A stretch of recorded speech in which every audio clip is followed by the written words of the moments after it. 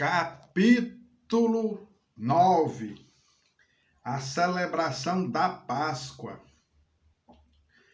Falou o Senhor a Moisés no deserto do Sinai, no ano segundo da sua saída da terra do Egito, no mês primeiro, dizendo: Celebrem os filhos de Israel a Páscoa a seu tempo. No dia 14 deste mês, ao crepúsculo da tarde, a seu tempo, a celebrareis segundo todos os seus estatutos e segundo todos os seus ritos, a celebrareis. Disse, pois, Moisés aos filhos de Israel que celebrassem a Páscoa. Então celebraram a Páscoa no dia 14 do mês primeiro, ao crepúsculo da tarde, no deserto do Sinai, segundo tudo que o Senhor ordenara a Moisés, assim fizeram os filhos de Israel.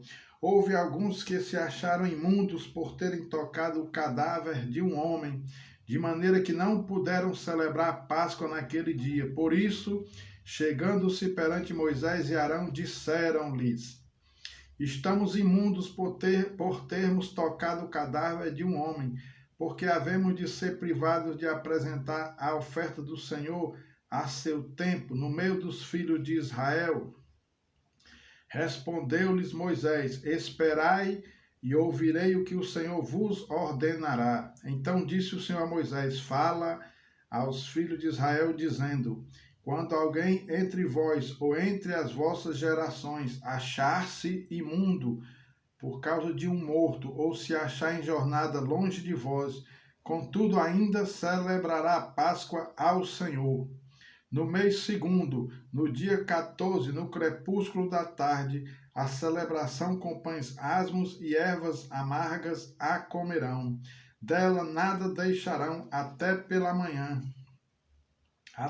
Dela nada deixarão até amanhã, e dela não quebrarão osso algum. Segundo todo o estatuto da Páscoa a celebrarão. Porém, se um homem achar-se limpo e não estiver de caminho e deixar de celebrar a Páscoa, essa alma será eliminada do seu povo, porquanto não apresentou a oferta do Senhor a seu tempo. Tal homem levará sobre si o seu pecado. Se um estrangeiro habitar entre vós e também celebrar a Páscoa ao Senhor, segundo o estatuto da Páscoa e segundo o seu rito, assim a celebrará. Um só estatuto haverá para vós outros, tanto para o estrangeiro como para o natural da terra. A nuvem sobre o tabernáculo. No dia em que foi erigido o tabernáculo, a nuvem o cobriu, a saber, a tenda do testemunho. E à tarde estava sobre o tabernáculo uma aparência de fogo até a manhã. Assim era de contínuo. A nuvem o cobria e de noite havia aparência de fogo.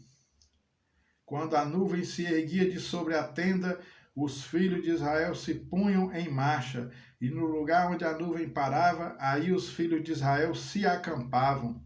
Segundo o mandado do Senhor, os filhos de Israel partiam, e segundo o mandado do Senhor, se acampavam. Por todo o tempo em que a nuvem pairava sobre o tabernáculo, permaneciam acampados.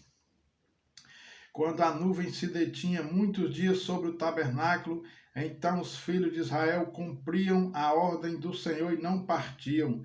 Às vezes a nuvem ficava poucos dias sobre o tabernáculo. Então, segundo o mandado do Senhor, permaneciam e, segundo a ordem do Senhor, partiam. Às vezes a nuvem ficava desde a tarde até a manhã. Quando pela manhã a nuvem se erguia, punham-se em marcha, quer de dia, quer de noite, erguendo-se a nuvem, partiam. Se a nuvem se detinha sobre o tabernáculo por 2 dias, ou 1 mês, ou por mais tempo, enquanto pairava sobre ele, os filhos de Israel permaneciam acampados e não se punham em marcha. Mas, erguendo-se ela, partiam. Segundo o mandado do Senhor se acampavam, e segundo o mandado do Senhor se punham em marcha.